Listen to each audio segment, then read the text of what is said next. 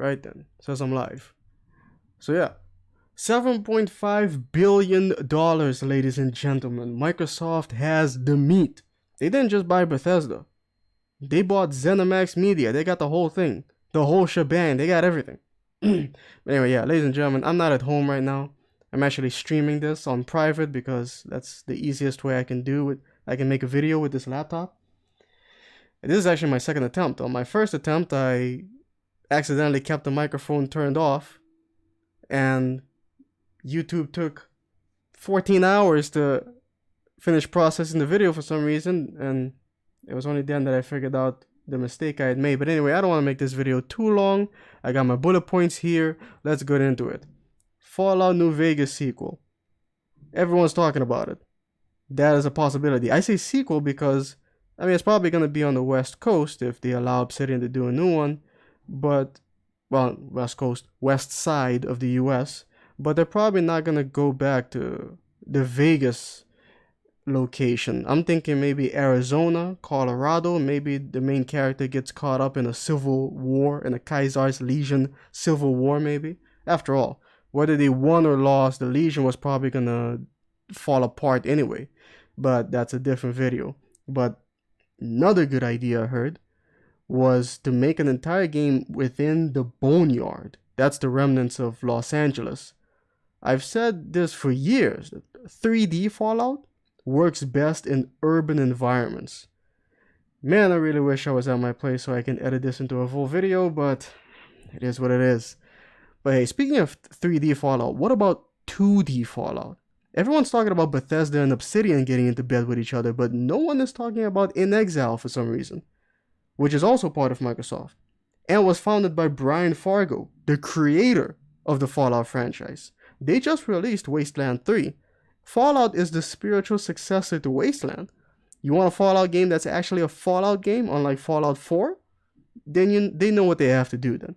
It doesn't even have to be that big of a budget. It could be on a much smaller budget to make a new isometric Fallout game. You know the guys over at No Mutants Allowed forums would be happy about it. I remember years ago I wrote an article about this, with the idea of a new isometric Fallout game. It was an article about games I wish they would announce at E3, but I know they won't. I think it's like 2016, 2017. Among them was also a Star Wars RPG set entirely within the Sith Empire. Yeah, one can dream. Now, another idea. I know this wasn't a main entry, but what about Fallout Tactics 2? I love turn-based tactics games. So I think that would be a great idea. Why not? I mean, they made a tactics game out of Gears of War, which I still want to play to this day. There's a bee in here. Damn it, take care of that later. But yeah, just don't call it Fallout. Don't call it XCOM Fallout. Then again, I don't know. Maybe they're done. Maybe they're completely done with the Fallout franchise. Remember at the end of Lonesome Road, Ulysses basically became a representation of the developers talking directly to the players. He said, "War never changes. Men do, and this road has reached its end." It was like their final send-off, their goodbye to their baby, the franchise that they built. I don't know. There was also some pleading about Chris Avalon, bring him on, but unfortunately, I think we all know that as a company, Microsoft cannot be seen employing him at this time.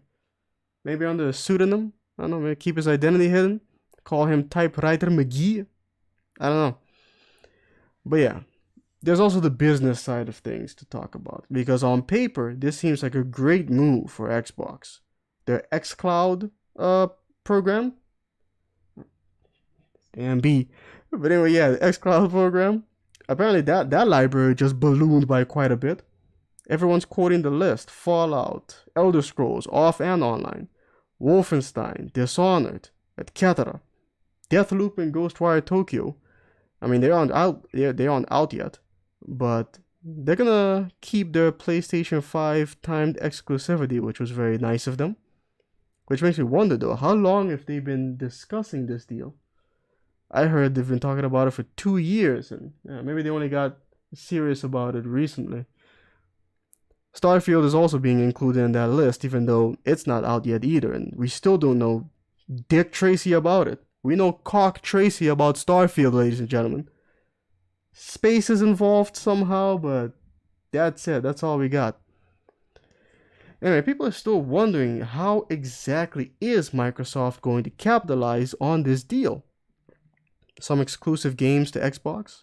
Phil Spencer said, quote, case-by-case basis, end quote. I don't know what that means.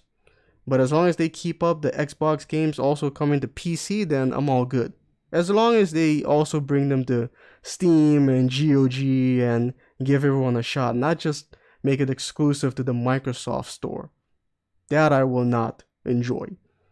Bethesda, on the other hand, said that they're still going to keep directly handling the publishing of their own games. So are they going to keep doing their press conferences? I kind of hope not, especially if they bring back that dude that was in the front row last time, screaming at every little thing. Although we probably won't see him regardless. Apparently, Todd Howard, the Todd Meister himself, was not pleased by that man's performance. Anyway, like I said before, $7.5 billion. For reference, Disney bought Star Wars for $4 billion. And actually, Microsoft does roll in that kind of big bucks. They can easily do $7.5 billion. But we all know that it's bad business to spend money and expect nothing in return. So it's reasonable to worry about how they're thinking about making that money back. Some are screaming about microtransactions, but all we can really do now is wait and see. The biggest worry I saw is the shrinking number of quote-unquote independent developers. CD Projekt Red is still out in the wild, but that's the only one that's coming to mind right now. According to CEO Satya Nadella, I hope I pronounced that right, they're not done. Microsoft is still looking to buy more studios. And, I mean, now it just feels like Microsoft is just stacking players. The 2018 Golden State Warriors called, they want their strategy back. Anyway, Twitter and Discord, description box. That's all I got. Oh, and the subscribe button, click it, smash it, make sweet love to it. I don't know, just interact with it somehow. Anyway, till next time, peace.